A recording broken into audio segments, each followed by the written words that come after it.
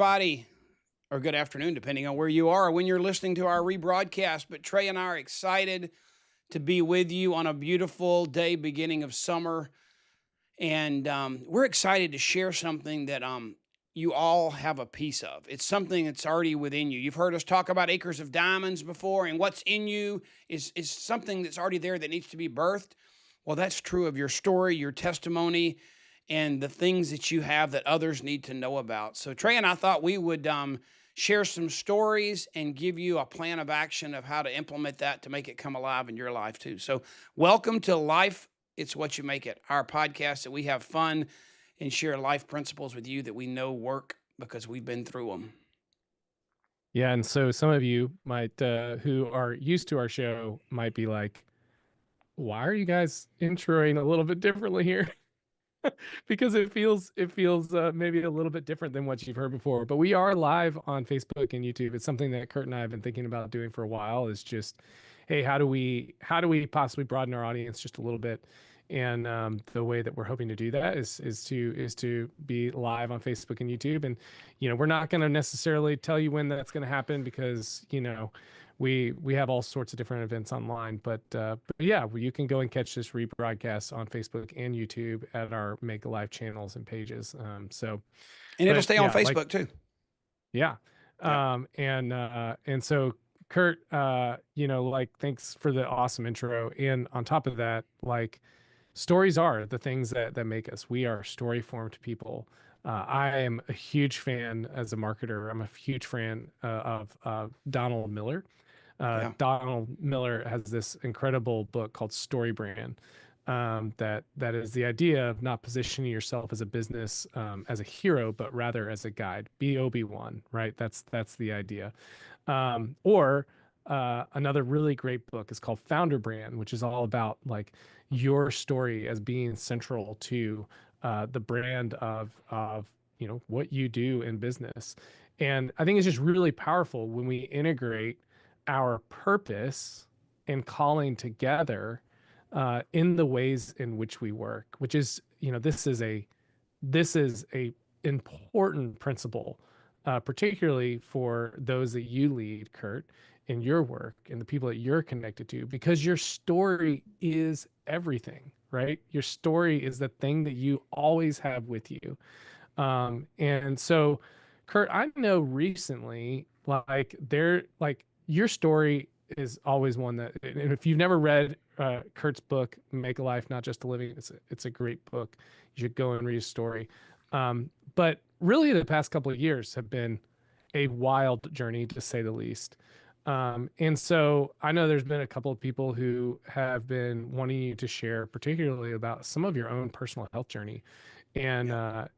so I'd like this opportunity, and we are going to get down to how do we use our story in what we do day to day. But Curt, curious, can you kind of set up for us what's been going on in your life over the past couple of years? Yeah, let me tell it. Maybe we won't get into the micro details today. We can unpack it later. Sure. Let me give you a macro version of it, just so we as a starting point. But I would say it's a little more than a couple years, Trey. It actually was back to COVID, so we're almost 4 or 5 years past COVID now. But for some reason, excuse me, 1 second. For some reason, God had me at the Atlanta airport at an unusual date in February of 2020. I think I had packed my clothes, packed my bag to head to Arkansas that morning, and you heard somebody tell me there's this crazy virus in China. They're worried about it expanding, and becoming a pandemic or epidemic. It's highly contagious, blah blah blah. But China's way on the other side of the world, and you just hear like it's just a news story. You don't think about it, and you get on the airplane and you go, just like we've done every day the rest of our lives. And so I get on my plane, go to Arkansas. I'm doing a tour of like 4 cities, speaking at leadership events, and our working with our team, developing leaders over there. And first night's okay. Second night, I don't feel good. And when you got to speak and use your voice, it's got to work. So I went to Grandma's Remedy, went to the liquor store, bought some bourbon, some honey and lemon juice, heated it up, made me a hottie toddy, trying to get my throat to work for an hour. And I did that twice. I did that the second night and the third night. Still wasn't feeling good. Had no thought of connecting this with anything that I'd heard on the news. But I did call my wife and say, "Hey, Lori, I'm flying home tonight. I feel like crap, and I don't want to get you sick. I'm going to sleep in the basement on the sofa. Just want to let you know when I come home, I'm not going to jump in the bed. I'm going downstairs." So all that, come to find out, I was really sick. I mean, like, just flu-like sick, but we got over it. Um, Lori got it. Come to find out, I flew to Arkansas from the gate like 30 minutes to an hour after the plane had just landed from Italy that caused the first 30 cases of COVID over here. So Wow. I was like ground zero. Long story short, I ended up in intensive care in the hospital for 18 days Wow. and didn't ventilate, didn't get the vax. Guy next to me had the vax ventilated. He died. The other side, my yard man was in the hospital. He died. I survived. And they dosed me up on steroids, like mega dosed. I mean, they had me on everything except the ventilator. They were trying to get me well. And but the guy said, he said, we're going to try this remdesivir, which people half were saying do, half were saying don't. We're going to try this. And like I said, well, I've heard this can kill you. It can shut your kidneys down, shut your organs down. He said, we'll test you. I said, just tell me, doc. I said, if this was your daughter, your wife, would you put them on this medicine? He said, yes, but I'm going to check you 4 times a day. And my body, he said, your body was super strong, resilient. You got the full dose. We killed this thing. It's gone. But I left the hospital. Listen to this now. I mean, I could have run miles and miles and miles. I mean, I was in great shape. I ran all the time before I went in the hospital. And I come out and they tell me I have COVID induced diabetes. Crazy, right?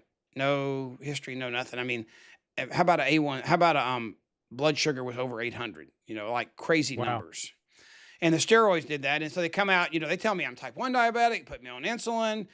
Then I'm like, this is crazy. So I'm going home, I'm treating it and working on it. But I mean, it just seems like there's this regimen. Love the doctor, but there just seems to be this regimen of you have this number on there's this stat about you. We have this report from your labs, and there's stats and numbers that tell me who you are. And the stats and numbers have protocols. And if you have these numbers, you do this.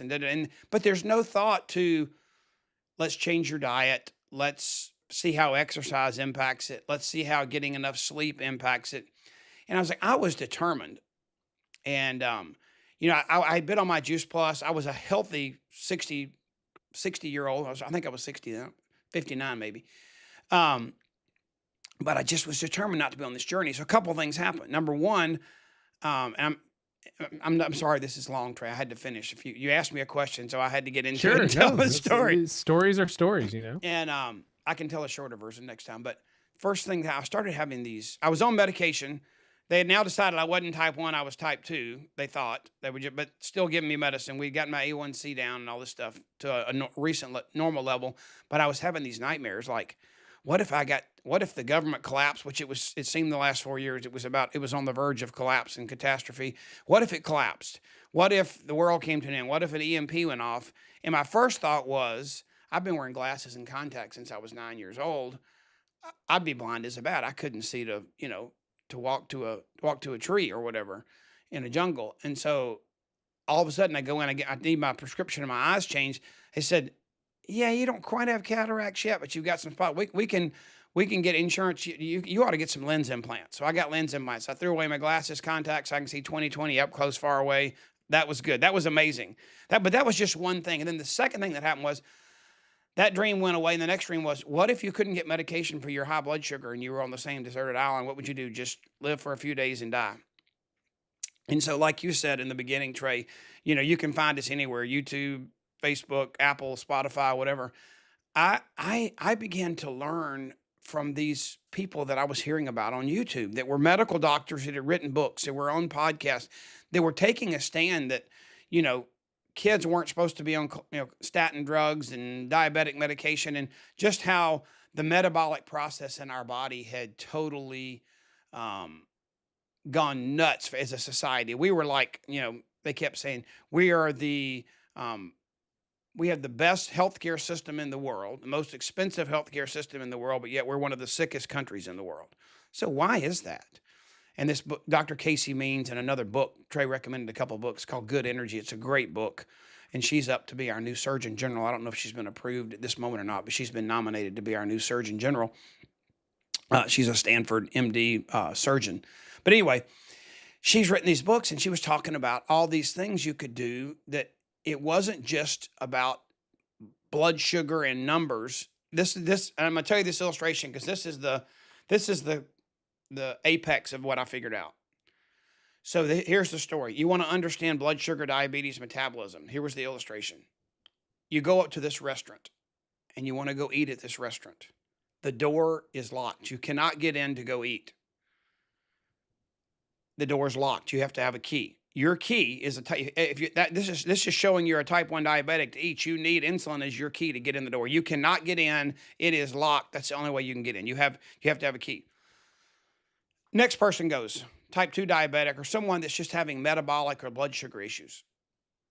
They have insulin, but the door is not locked anymore to them. The door is wide open, but the door is freaking full. I mean, it is like waiting list. You go to your favorite restaurant and the line's out the door.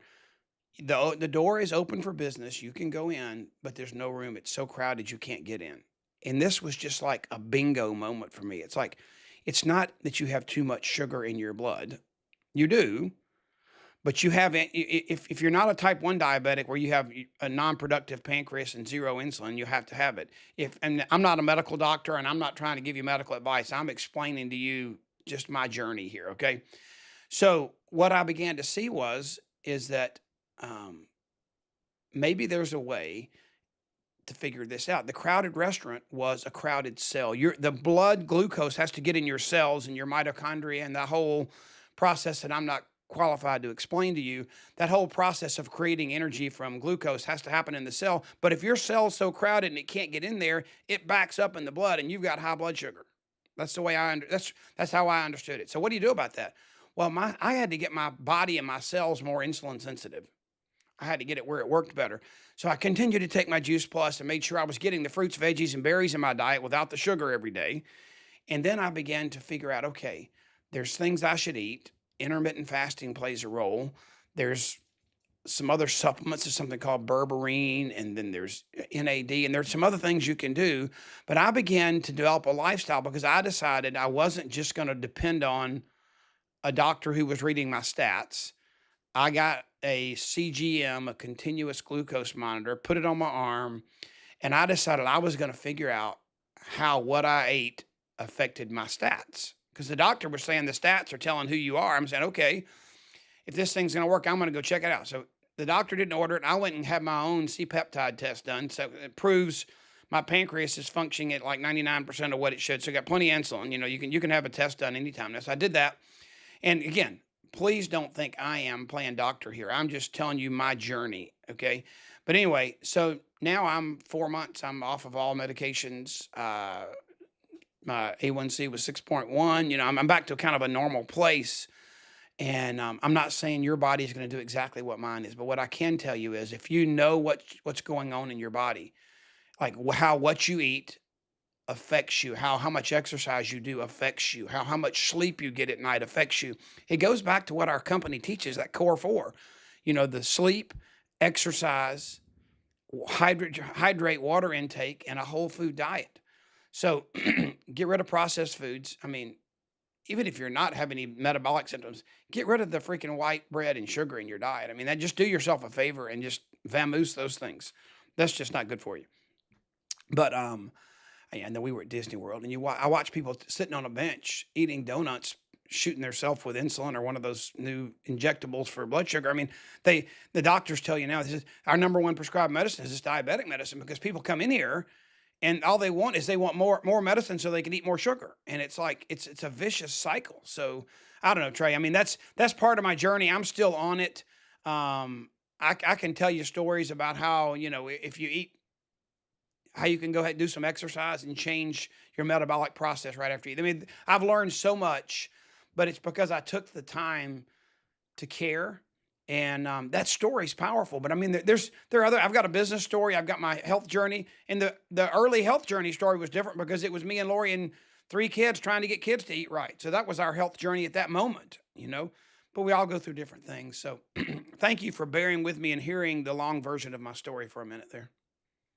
Yeah, the thing is like, and again, like Kurt said, like we're not medical people, but at the same time, like there's something really interesting about when we hear other people's stories and what does that want me to do. So I don't know if you're listening and all of a sudden you're like, gosh, I feel like I need to take action. I feel like that, oh man, I need to think about the whole food nutrition that's happening in my body. Oh, maybe I need to do some research around, you know, so for me right now, my personal journey that I'm on is really trying to think about how brain nutrition. That's kind of like where I'm at is what is good for my brain, and working with a functional health doctor who's helping me take my labs, figure out like what does this look like to what do I need to what are the right levels within my blood, and how do I hack that in a way? What does it mean for example, something that I'm doing now is like every morning, first thing I do when I wake up is I just get outside. I take a 10-minute walk and get So that good for get you. that sunlight into our eyes, and it's been really amazing. I've tried to delay coffee by 90 minutes to 120 minutes in my day just to kind of not have Yep. that caffeine, crash. Like these are things, these hacks. But when we hear people's stories about the fruitfulness that happens in their lives, sometimes it just calls us to act like, man, I feel like I need to do something. And I think that's a really important thing to take away, right? And that's our biggest takeaway. Yes, Kurt's story, it is. I've witnessed it. I've watched him go through all of this, and it's pretty amazing. But at the same time, the thing I think what we want you to pull away from is the power of sharing that story and how that connects the dots to the call to action that you're asking people to do, right? Because sometimes we can just share that story and then we just leave it, which that's okay sometimes. Sometimes that's just sowing a seed. But there is these moments where that story can lead to powerful action, which is kind of our challenge over the next 3 months is what we're kind of thinking through. So I don't know what about you guys, but we are in the midst of summer right now, where and we travel. I'm tonight. I got a swim meet, so I'm gonna be around tons of different people tonight, and people are gonna ask, "Hey, what's going on? How are things going?" All of these things, immediate actions for us to share a story. Yep. And so this is really big for you, Kurt. Like, what is that the saying that your mom used to say about taking your So story with you? yeah, I'm going to give you I'm going to give you the answer to what Trey just said, but I have something major to tell you here because we trigger each other. But my mom always has said, when you're doing the Juice Plus business, the last thing you want to do is to find you don't have extra time. You're not doing. It's not like you're doing Juice Plus because you're not busy. You're already busy. We're all busy if we're productive people. And she says, here's the big mistake. You don't go out and do Juice Plus, try and carve out this extra time when you're going to go do juice to these people and juice to these people. No, it doesn't work that way. Life doesn't work that way. You go out and do life. You go to swim meets. You go to Branson. You go to play golf. You go play pickleball. You go to the doctor, the church, the Bible study, the gym. Whatever you do, you go out and do life, and you just take Juice Plus with you. You take the ability to sample and tell, show and tell, samples and stories. And Trey, your health journey, I know I've been a part of kind of triggering you to do some things since we've talked about health and nutrition and all those things. But I think we all have to have a catalyst. We all have to have something that says, I need to change my journey. I need to operate on a higher level or a higher plane. And if you read my book, like Trey said, and Trey and I have taught this through many numerous places. We've created podcasts and videos, but a Kairos moment is that something happens that triggers you. It says, man, there's an opportunity here. I need to seize it because I can operate on a higher plane. What does that Kairos moment God put in your life? And for me, I can tell you this, Trey. When we first got on Juice Plus, it made sense. Eat more fruits and vegetables.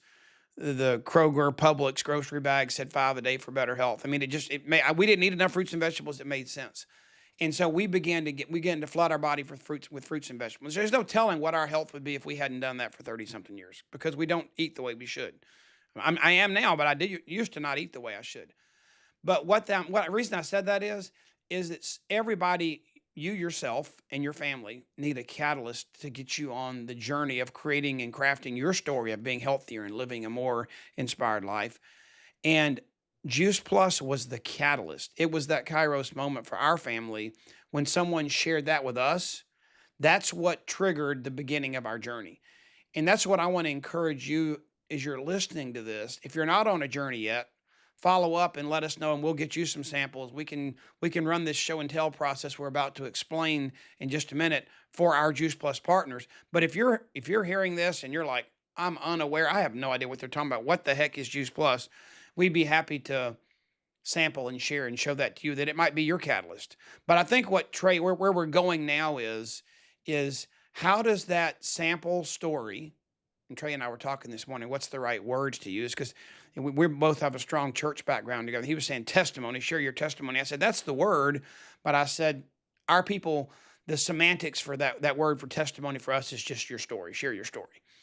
And so it's stories and samples, and it's, and that's, so we're going to call that show and tell. I mean, that's just back to kindergarten. What can you bring to school to show and tell, move us through that journey, Trey, so we can kind of hit them with a plan and a process.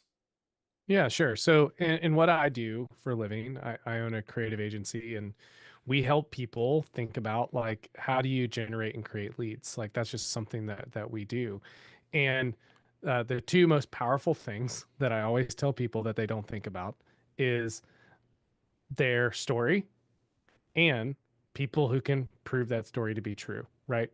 And the amazing thing with what Juice Plus has is that you have this ability to provide a sample, right?